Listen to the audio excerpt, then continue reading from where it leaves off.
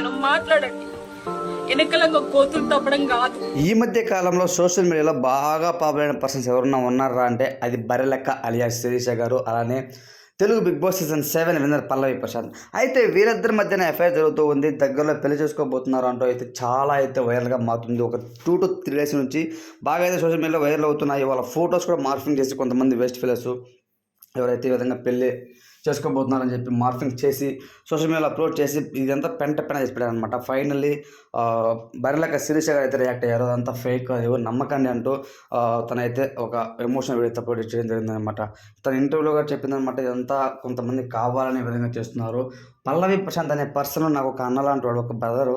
So తను నేను big boss వెళ్ళినప్పుడు గెలవాలని కోరుకున్నాను అంతే తప్ప నిజంగా ఆ ఉద్దేశం అలా ఏం లేవు. కావాలని కొంతమంది ఆ విధంగా క్రియేట్ చేసి ఈ విధంగా రాతలు రాస్తున్నారు అంటూ వాపోయిందనమాట బర్రెలెక్క. సో ఒక రకంగా చెప్పాలంటే ఈ మధ్య కాలంలో మీరు చూసే ఉంటారు, రష్మిక మందన కూడా ఏదో ఒక లిఫ్ట్లో తన ఫేస్ మొత్తం మార్ఫింగ్ చేసిన వీడియో చాలా అయితే వైరల్గా మారింది. దాని తర్వాత అది ఎవరు అప్లోడ్ చేశారు, ఫస్ట్ పర్సన్ ఎవరు, దాన్ని ఎవరు ఎడిట్ చేశారు, వాళ్ళు కూడా శిక్ష కూడా పడ్డం జరిగిందనమాట.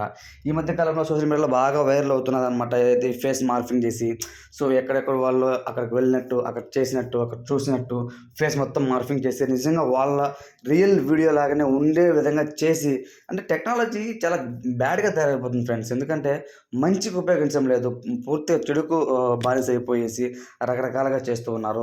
కానీ మన పల్లవి ప్రశాంత్ విషయంలో కూడా అదే జరిగింది. అలానే బర్రెలెక్క అలియాస్ శిరీష, సో తను కూడా అయితే రీసెంట్గా అయితే తెలంగాణలో అయితే మన ఎమ్మెల్యేగా పోటీ చేసి ఓడిపోయిందనమాట. ఈసారి ఎంపీగా కూడా నేను పోటీ చేస్తానంటూ తనైతే హాట్ టాపిక్గా మారింది సోషల్ మీడియాలో. ఈ తరుణంలో ఈ విధంగా బ్యాడ్ ట్రోలింగ్ చేసి బ్యాడ్గా ఫేస్ మార్ఫింగ్ చేసి తను బ్యాడ్ చేయొద్దు అంటూ చాలా అయితే ఎమోషనల్ అయింది. రీసెంట్గా ఒక జరిగిన ఇంటర్వ్యూలో కూడా తను వేరే పర్సన్ ఈ విధంగా చేసినందుకు తనైతే దాదాపు 1 hour పాటు ఇంటర్వ్యూ ఉంది అది. సో అది ఫుల్ చూస్తే మీకు అర్థమవుతుంది ఎంత వాపోయిందనమాట బర్రెలెక్క శిరీష. ఓవరాల్గా అయితే ఫ్రెండ్స్ ఇదంతా ఫేక్ న్యూస్, దీన్ని ఎవరు నమ్మకండి.